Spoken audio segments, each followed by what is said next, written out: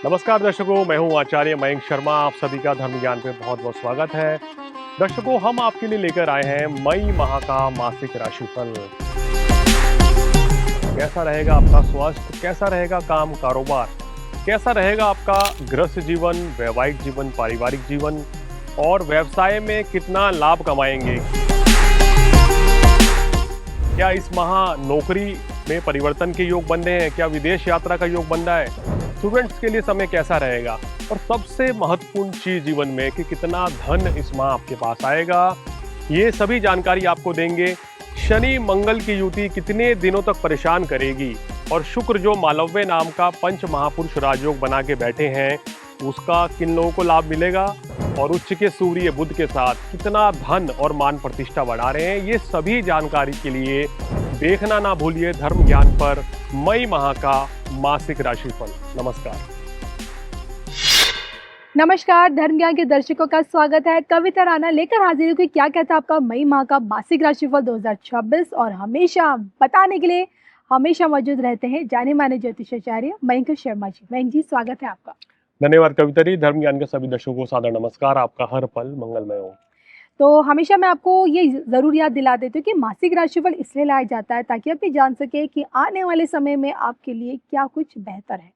और आज हम बात करेंगे मई के बारे में और जी। राशि हमने मीन राशि ले ली है, जो कि गुरु की राशि है और शनि की साढ़े साथी में भी है। और ऐसे में मीन राशि वाले जातकों के लिए ये जो समय है, क्या कठिनाई भरा रहने वाला है, किन चुनौतियों का सामना इनको करना पड़ सकता है, और सबसे बड़ी बात कि रिश्तों के मामले में भी और काम धंधे के मामले में ये जो महीना है आपको कितनी ग्रोथ देगा, कितना फायदा, कितना नुकसान, समझेंगे। सबसे पहले ग्रह चाल से बताएं। देखिए, मीन राशि वालों, शनि की साढ़े साथी आपके ऊपर चल रही है और शनि देव जो है अभी आप ही की राशि में बैठे हुए हैं। और कहते हैं ना, जिस राशि में शनि होते हैं उस राशि की परीक्षा शनिदेव कुछ ज्यादा ही लेते हैं। यस। और यहाँ शनि मंगल का योग है जो आपका अप्रैल से चल रहा है और अब जो है 11 मई की मध्य रात्रि को समाप्त होगा। उसके बाद आपको बड़ी राहत मिल जाएगी। दूसरे भाव में सूर्य बुध की युति है, बुधादित्य योग। तीसरे भाव में शुक्र, चतुर्थ में गुरु है, पंचम भाव खाली, छठे भाव में केतु है, सातवां भाव खाली, आठवें भाव में आपके चंद्रमा है माह की शुरुआत में। बाकी 9वां, 10वां, 11वां भाव खाली और 12वें भाव में राहु है। देखिए, इनके लिए समस्या क्या हो रही है कि एक तो खर्च भाव में राहु बैठा है जी। और लगन भाव में शनि है। अब शनि जब प्रथम भाव में होते हैं तो साढ़े साथी पीक पर होती है। शनि की तीसरी दृष्टि जो है ये बड़ी नेगेटिव हो जाती है। कॉन्फिडेंस की कमी हो जाती है, कोई सहयोग नहीं मिलेगा, किसी का आपको सुख नहीं मिलेगा। इसके बाद सप्तम दृष्टि आपके पड़ रही है, ये बिजनेस पार्टनरशिप गृहस्थ जीवन में, यहाँ परेशानियां हैं। दशम दृष्टि आपकी पड़ रही है ये आपके कार्यस्थल पर।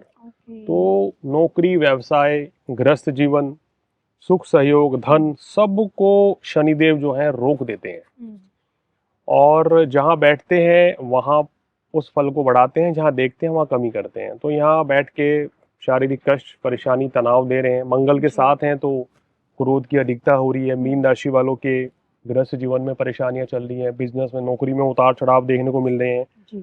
हालांकि जिन मीन राशि वालों को शुभ दशा है उनको परेशानियां कम है, लेकिन जिनकी दशा भी खराब चल रही है और गोचर भी खराब है तो वो लोग जो है ज्यादा इस समय ग्रसित हो रहे हैं। तो ये महीना, मेरा मानना यह है कि आपके लिए पिछले महीनों के मुकाबले, 2-3 महीने के मुकाबले काफी बेहतर रहेगा।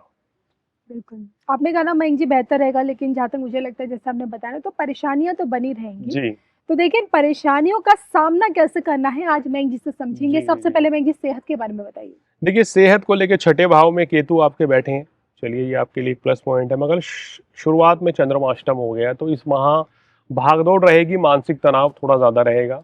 मन में कोई चिंताएं रह सकती हैं भविष्य को लेके, तो वो चिंताएं करनी छोड़ दें। व्यर्थ की चिंता करने से कुछ फायदा नहीं मिलने वाला है। तो इसलिए सेहत को लेके थोड़ा सा अलर्ट रहना चाहिए। अभी आपको अगर बात करूं तो मैं शुरुआती 15 दिन सेहत को लेके कोई भी लापरवाही नहीं करनी है। आपको कोई बीमारी परेशानी चल रही है तो उसका ट्रीटमेंट कराएं, दवाई खाएं, ना कि उसको छोड़ दें। वो कई बार कुछ लोग या हम लोग थोड़े से केयरलेस हो जाते हैं हेल्थ को लेके। चलिए ठीक है, हल्का फुल्की प्रॉब्लम है, ठीक हो जाएगी, लेकिन वो कोई गंभीर रूप ले सकती है। तो आपको उसको डॉक्टर को दिखा के उसका ट्रीटमेंट कराएं और जल्दी से ठीक होएं। और इसी कड़ी में मेघ जी बात की जाए अगर स्टूडेंट्स के लिए, तो विद्यार्थियों के लिए भी क्या ये समय चैलेंजिंग भरा रहने वाला है? देखिए, छात्रों के लिए समय धीरे धीरे बेहतरी की ओर आ रहा है। शिक्षा परीक्षा के लिए समय अच्छा है। इस समय विदेश जाना चाहते हैं तो 12वें भाव का राहु विदेश यात्रा कराएगा। शिक्षा के क्षेत्र में विदेश जाकर पढ़ने का मौका मिलेगा और छात्रों को ध्यान पढ़ाई पे लगाना चाहिए, क्योंकि लगन में शनि है तो ध्यान बार बार भटक सकता है। जी। और इसी कड़ी में चलिए पर्सनल लाइफ के बारे में बात कर लें कि अब तक जो तनाव इनको रिश्तों में झेलना पड़ रहा था, क्या ये झेलना आगे भी पड़ सकता है? प्रेम प्रसव वैवाहिक जीवन और देखिए सबसे बड़ी संतान पक्ष की तरफ से कोई बड़ी खुशखबरी जिसका ये लोग इंतजार कर रहे थे अब तक? देखिए, अभी शनि मंगल एक साथ हैं तो आपको शुरुआती 10-11 दिन तो गृहस्थ जीवन में किसी भी तरह के मनमुटाव से बचें। चाहे घर हो या ऑफिस हो, आपको माहौल खराब अपनी तरफ से नहीं करना है। मतलब कोशिश करें कि थोड़ा सा कॉम्प्रोमाइज़ करके चीज़ों को बैलेंस किया जाए, चीज़ें खराब ना हो। ये चीज़ यहाँ ध्यान रखें।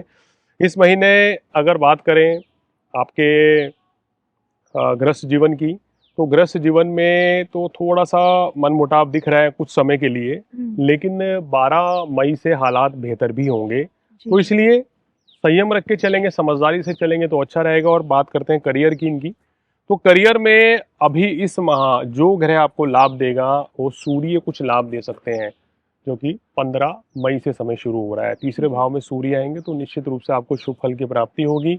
मंगल 11 मई के बाद से स्वग्रही हो जाएंगे, जिसके चलते आपको लाभ की स्थिति, धन लाभ की स्थिति आपकी बेहतर रहेगी। लेकिन यहाँ पे हम ये देख रहे हैं कि ये एक गोचर के ऊपर आधारित प्रिडिक्शन है। यहाँ अगर आपको शुभ दशा चल रही होगी तो आप पैसा निरंतर कमाते जाएंगे, लेकिन क्या नुकसान होगा? खर्च अधिक रहेगा, परेशानी, दिक्कतें रहेंगी। लेकिन अगर दशा भी खराब है और गोचर भी खराब है तो बहुत ज़्यादा लाभ की उम्मीद फिर नहीं कर पाएंगे।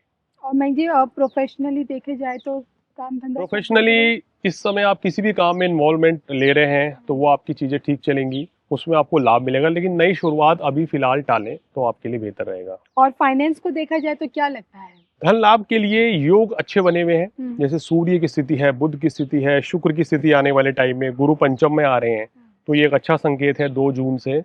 तो समय में सुधार आ रहा है। धन लाभ के लिए संकेत अच्छे हैं, लेकिन नई शुरुआत इस समय नहीं करनी है।